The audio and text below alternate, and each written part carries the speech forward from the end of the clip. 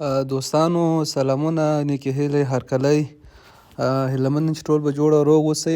نن زه تاسو ته په دې ویډیو کې د باینانس صرافۍ د کارولو ځایونه چې موږ چیرې کولی سو دا صرافي کار کو، مثلا د څه شي استفاده ځینې کولی سو، آیا دا یو محصولات په دې کې مثلا اړولی راړولی سو یا په کومه برخه استفاده ځینې کولی سو.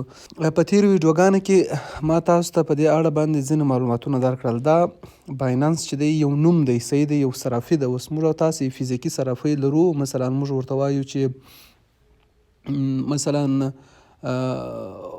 آغا شاهي یا مثلا تیموري یا مثلا فلانکی یا د وړونو یا کندهار یا هلمند یا مثلا بل صرافي نوم ورکړی یو صرافي نه.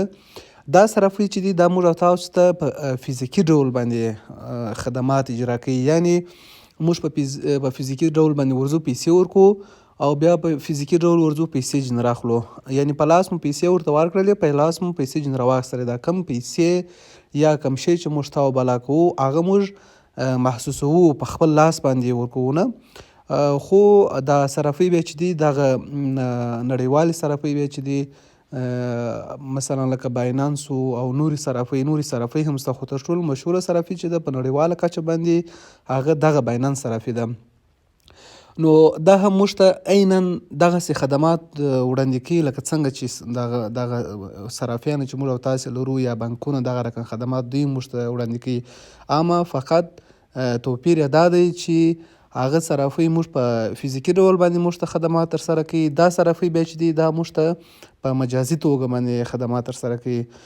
نو تر ټولو سیف او تر ټولو امن صرافي چې ده هغه دغه باینانس صرافي ده چې امریکایي صرافي ده. د امریکایانو د خوا څخه دا تمویل کیږي او د هغوی د خوا څخه دا سپورټ کیږي، نو نړیوال ته خدمات ترسره کوي. دوی بیا مثلا توپیر لري چې تاسې کم کار په دا صرافۍ کې کوئ، مثلا پیسې اړوئ، پیسې ساتئ، تجارت پشکې کوئ، پیسې پشکې ګټئ، هر شی بیا دوی ځان ته یو اندازه فیس لري. د هغه فیس په کتو سره بیا دوی خپل کم خدمات چې وړاندې کوي تاسو ته، بیا د هغو خدماتو په کتو سره خپل ځان لپاره یو فیس اخلي. صحیح دی؟ لکه څنګه چې ځینو دوستانو پوښتنې کړې وې چې موږ دا چیرې استعمالولی سو، کم ځای موږ ته په درد باندې خوري، څنګه استعمالولی سو. زه تاسو ته نن ځینې شیان په دې کې درښیم. تر ټولو مهم خبره دا ده چې کله تاسو صرافۍ دا باینانس اکاونټ جوړوئ، یعنی دا صرافۍ ته تاسو کله داخلیږئ، کم پاسورډ، ایمیل او د زیږیدلو نیټه او نور دا شیان معلومات چې ورکوئ هغه باید تاسو دقیقا خپل د پاسپورټ سره یا الکترونیکي تذکره لري د هغې تذکرې سره یو رقم ورته ورکړئ. او کوم شیان چې تاسو دغه صرافۍ کې ورکوئ، پاسورډ مثلا ایمیل دا شیان، دا باید ستاسو دقیقا په یاد وي او هیڅ وخت مو د یېره ونه وځي، ځکه چې بیا دا په راتلونکي کې مشکل درته جوړوي. نو کله چې دا شیان تاسې مکمل ورته ورکړئ، د دې صرافي ټوله خدمات په افغانستان کې ټوله خدمات دوی تر اوسه پورې نسي سرته رسولی، ځکه دلته ځینې ستونزې دي نه. نو مثلا اوس موږ تاسې نسو کولی چې د بانک د لارې په دې صرافۍ کې ځان ته تیتر یا ایس ټي چې ورته وایي هغه رانیسو. نو موږ کولی سو چې مثلا دغسې یو بل نفر ته ورسو، د هغه څخه غوښتنه وکړو، یا چې هغه خلک ستا په بازارونو کې چې هغوی تیتر یا ایس ټي خرڅوي، بیا موږ د هغوی څخه رانیولی سو، بیا موږ په ادرس باندې موږ ته راستوي. نو د صرافۍ کارول چې دی اسانه خبره ده. کله چې تاسې دا صرافي جوړه کړل، پاسورډ پاسپورټ دا شیان ورته ورکړل، ځان مو ساین ان کړئ، ننوتله صرافۍ ته. بیا دوهم قدم تر ټولو مهمه دا ده چې تاسې خپل اکاونټ چی کړئ، ویریفای کړئ، لکه څنګه چې په تېرې ویډیو کې ما تاسو ته ویریفای درته ښودلی و. اوس ګورئ دلته دوستانو زما اکاونټ ویریفای دی، په دا رسته لاس کې په کونج کې لیکلی دی ویریفاید. صحیح دی، زما اکاونټ ویریفای دی. لاندې هم نور اپشنونه لري، خو موږ تر دې مهم شیان شته چې هغه زده کړو، دا ډېر مهم نه دي. فقط تاسې خپل پاسورډ، ایمیل دا باید په یاد مو وي، د زیږیدلو نیټه او پاسپورټ باید ولرئ چې خپل اکاونټ ویریفای کړئ، یا الکترونیکي تذکره ولرئ.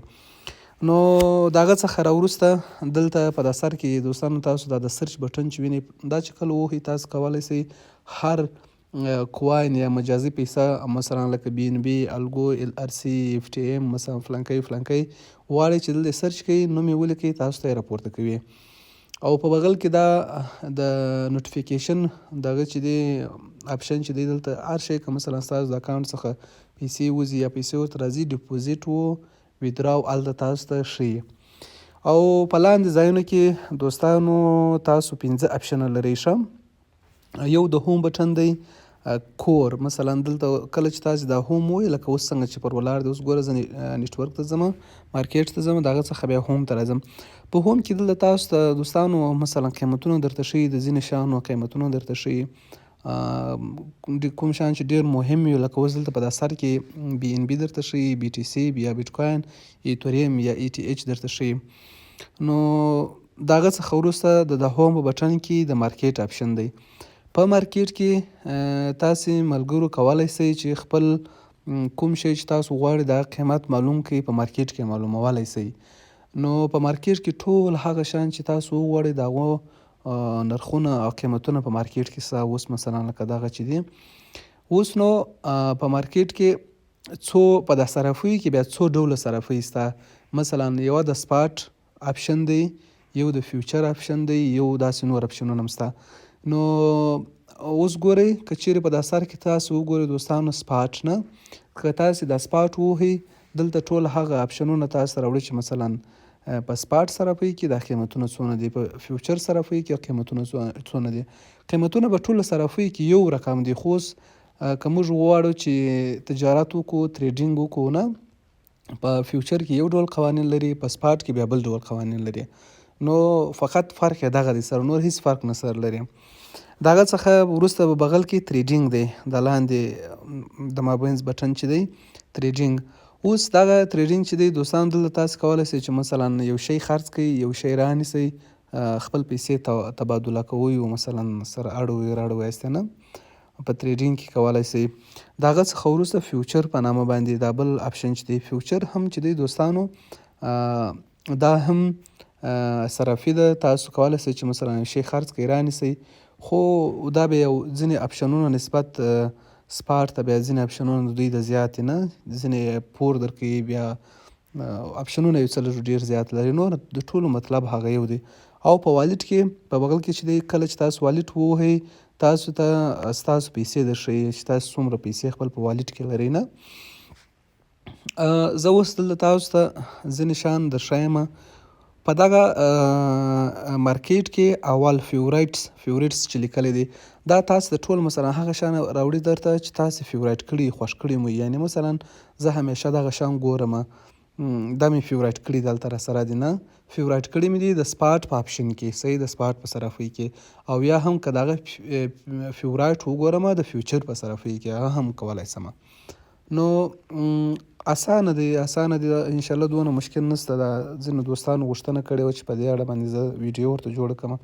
په ټریډینګ کې هم تاسې کولی سئ چې مثلا یو شی رانیسئ، یو شی خرڅ کړئ. اوس ګورئ مثلا دا لونا ده، نه که چیرې زه وغواړم چې لونا رانیسم، دا بای چې دی دلته په دغه ځای کې د شین بټن بای کوم، څومره رانیسم مثلا دلته اندازه امونت وهم، مثلا 500 لونا رانیسم یا مثلا 5 لونا رانیسم، هر څونه چې وغواړم.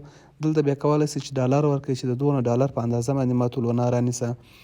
دا لیمیټ چې لیکلی دی د دې پر ځای باندې یعنې په هغه وخت کې رانیسه. دلته تاسې مثلا یو محدوده ورکوئ، دلته لیمیټ ورکوئ په دغه ځای کې 4.8 ته چې کله د دې قیمت رالی موږ ته دا شی رانیسئ. نه کولی سئ چې لیمیټ هم ورنه کړئ، په هغه ځای باندې رانیسئ، مارکیټ ووهئ. کله چې بیا مثلا مارکیټ ووهئ دا اوسنی مارکیټ نرخ چې څومره یې هغونه تاسې مثلا رانیولی سئ. یو اس ټي ټي چې دی دلته ډالر در څخه غواړي، مشترکي ډالر دی. یعنې مثلا زه د 500 ډالر د ځای پر ځای رانیسم، زه یې رانیولی سم. نه یا مثلا هلته خپل ځان لیمیټ کوئ یا د مارکیټ په اساس باندې رانیسئ. خو کله چې بیا وغواړئ خرڅ یې کوئ، دا د بغل اپشن سیل چې دی دا وهئ سیل. په سیل کې هم دغه رقم دی، مثلا د مارکیټ د نرخ په اساس باندې تاسې غواړئ دا خرڅ کړئ، او یا که لیمیټ کوئ یاستئ، مثلا یو قیمت یو نرخ ته ورسېدل بیا وروسته یې خرڅ کړئ. نو دا خلاصتا د بایننس صرافۍ ځینې جزئیات شول چې تاسو ته ما وویله. که چیرې بیا هم کومه پوښتنه کوم مشکل و زه مو په خدمت کې یم.